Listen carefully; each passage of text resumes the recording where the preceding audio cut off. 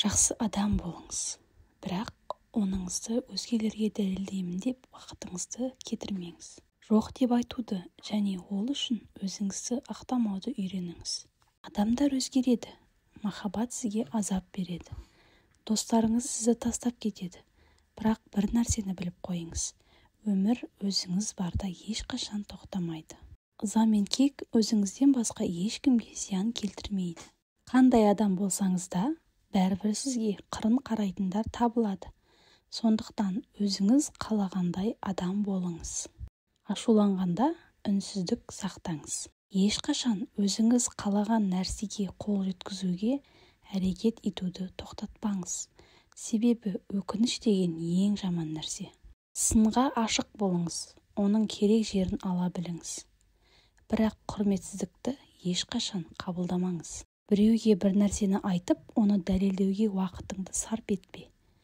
Бәрібір адамдар өздері нені естуді қаласа, соны естиді. Ешқандай адам аяқ асты данышпан болып қалмайды. Біз мектепте емес, өмірде үйренеміз. Кейде өмір сүрудің өзі батырлық. Біз айналадағы жағдайларды кешіктіре бастасақ, өмір тезірек өте бастайды. Әрқашан бақытты болу және ешқашан қиындық көрмеу деген табиғаттан бейхабар болу деген сөз. Сенің ашуыңа тиетін, саған кедергі келтіретін нәрселерден қашып құтылғың келсе, онда басқа жерге кетуің емес, басқа адамға айналуың керек болады. Тек біреудің пікірімен ғұмыр кешетін адам ешқашан дәулетті бола алмайды. Әрқашан тек болашақты уайымдайтын адам нағыз бейшара адам. Ең күшті адам өзгені емес, өзін жеңе алған адам. Өз вақытында басылмаған ашу әрқандай жарақаттан да ауыр болуы мүмкін. Байлық данышпанның қолындағы құлы, ал ақымақтың қожайыны. Кісінің амалдары оған ненің маңызды екенін көрсетеді. Дұшпаныңды махаббатпен жең. Сен ненің керек екенін оны жоғалтпай тұрып біле алмайсың. Әрекеттеріңнің нәтижесі қандай болатынын алдын ала болжай алмайсың. Бірақ ештеңе істемесең, ештеңеге қол жеткізбесің анық. Біреуге көрсеткен кішігірім мейірімділігің 1000 рет ғибадат жасағаннан да артық. Жақсы жанұядан асқан мектеп, үлгілі ата-анадан асқан ұстаз табылмайды. Мен өзіне деген құрметті жоғалтудан артық үлкен жоғалтуды білмеймін. Бір нәрсе істер екенсің, оны махаббатпен жаса. Әйтпесе бұл іске қол ұрмағаның абзал. Басқалардың қиындығы мен азабын байқайтын адамды діндар деп атаймын. Кедейлік қылмыстың ең жаман көрінісі. Қателіктен қашудың өзі қате.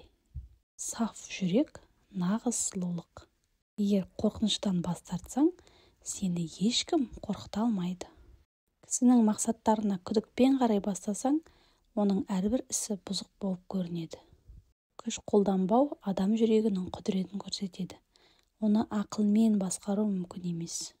Нағыз әдеп көпшіліктің соңынан еру емес, бәлкім өзің үшін дұрыс деп тапқан жолды тауып, ешқандай қорқынышсыз сол жолмен жүріп өту. Егер әрбір адамнан Алланың кереметін көрмейтін болсаң, оны Құдайды басқа жерден іздегенің ешқандай пайда бермейді.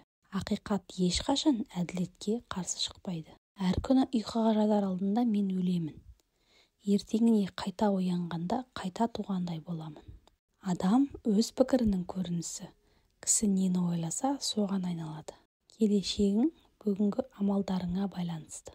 Өзіңді табудың ең жақсы тәсілі өзіңді өзгелер үшін қызмет етуге бағыштау.